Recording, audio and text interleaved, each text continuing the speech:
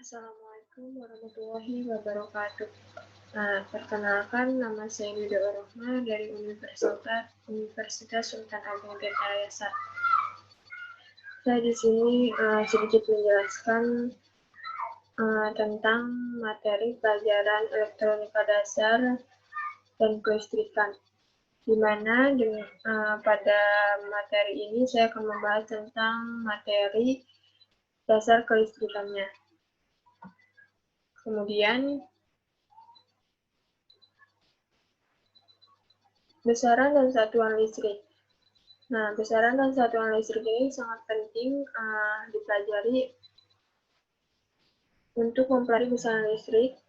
Telah dibuat standarisasi simbol dan satuan internasional untuk besaran yang erat kaitannya dengan perhitungan kelistrikan dengan memahami satuan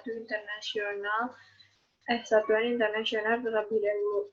Jadi, besaran dan satuan kelistrikan ini sebuah simbol dan satuan internasional untuk perhitungan kelistrikan. Nah, berikut ini adalah sebuah tabel dari jenis besaran sebuah kelistrikan. Bisa dilihat dari tabel tersebut, contohnya kayak misalkan panjang disimbolkan dengan L besar dan satuannya itu meter, lalu dilambangkan satuan M.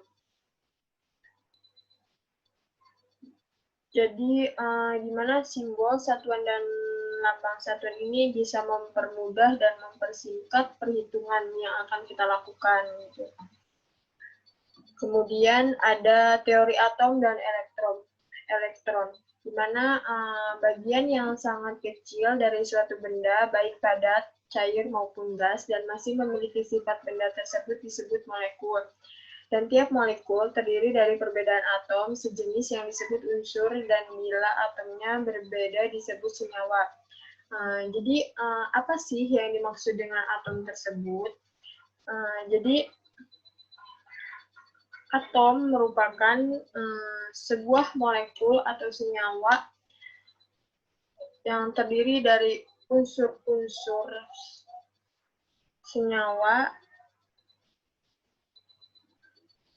atau elemen terkecil dari suatu beban atau benda yang tidak dapat dibagi lagi. Apa yang dimaksud dengan tidak dapat dibagi lagi itu? Jadi, tidak dapat dibagi lagi itu maksudnya atom tersebut memiliki sifat-sifat kimia dan fisika yang sama, maka dari itu atom tersebut tidak akan bisa terbagi-bagi. Kemudian inti atom dan kulit atom. Sebelumnya atom itu memiliki 3 lapisan.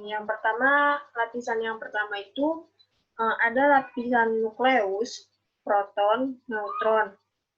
Di mana lapisan nukleus ini termasuk ke dalam sebuah inti atom, dan proton merupakan sebuah partikel positif dari bagian atom tersebut, dan neutron itu merupakan partikel negatif yang terdiri pada bagian inti atom tersebut. Selanjutnya, ada muatan listrik dan hukum Coulomb, di mana muatan listrik merupakan peristiwa tarik-menarik atau tolak-menolak antara benda-benda yang bermuatan. Contohnya itu seperti ketika kita menggesekkan penggaris, misalkan kepada rambut, contoh sederhananya. Gesekkan penggaris kepada rambut selama beberapa menit, kemudian kita tempelkan penggaris tersebut yang telah digosok ke rambut kepada sebuah kertas, pasti kertas tersebut akan tertarik kepada penggaris tersebut. Seperti itu contohnya. Kemudian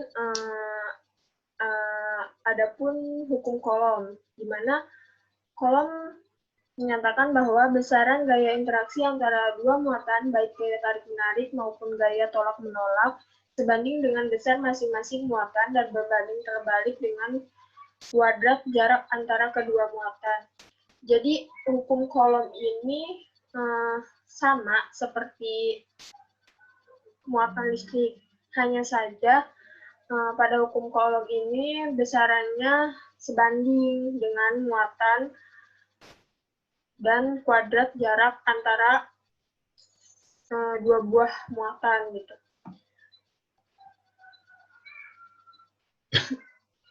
Adapun rumus dari hukum Coulomb sendiri, F sama dengan Q1 dikali Q2 per R2. Nah, di mana F sendiri merupakan gaya tarik-menarik atau tolak-menolak.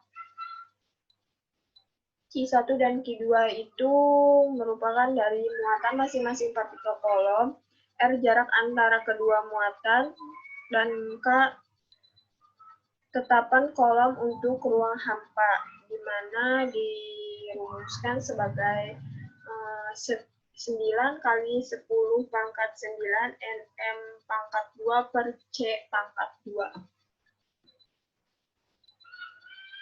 Lalu ada juga yang namanya jenis-jenis arus listrik. Jenis-jenis arus listrik itu ada dua jenis. Yang pertama, arus arah atau direct current, dan yang kedua, arus bolak-balik atau alternating current.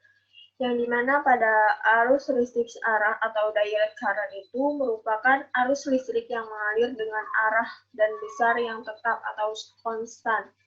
Nah, dari arus arah ini, jadi dia hanya bergerak arah saja dan tetap, tidak bisa bolak-balik. Gitu. Jadi, kalau misalkan arus arah, dia hanya searah, tidak bisa balik lagi. Kemudian ada juga yang namanya arus bolak-balik, merupakan listrik yang besar dan arah arusnya yang selalu berubah-ubah atau bolak-balik. Nah, kalau arus bolak-balik atau alternating current ini kebalikan dari sebuah arus listrik searah. Jadi, arus listrik bolak-balik ini dia arus listriknya bolak-balik dan arusnya itu dapat berubah-ubah. Kemudian macam-macam sumber arus listrik searah. Nah, pada arus listrik searah itu dicontohkan pada misalkan kepada generator, termoelemen, sama sel surya atau sering dikenal dengan sebutan solar cell. Terus macam-macam dari arus listrik bolak-balik itu seperti generator, dinamo, sepeda, stop kontak.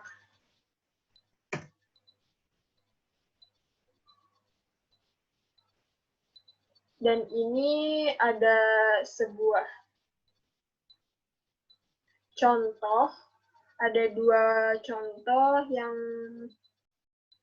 bisa dikerjakan. Jika ada pertanyaan, nanti bisa ditanyakan di kolom komentar. Oke, terima kasih. Wassalamualaikum warahmatullahi wabarakatuh.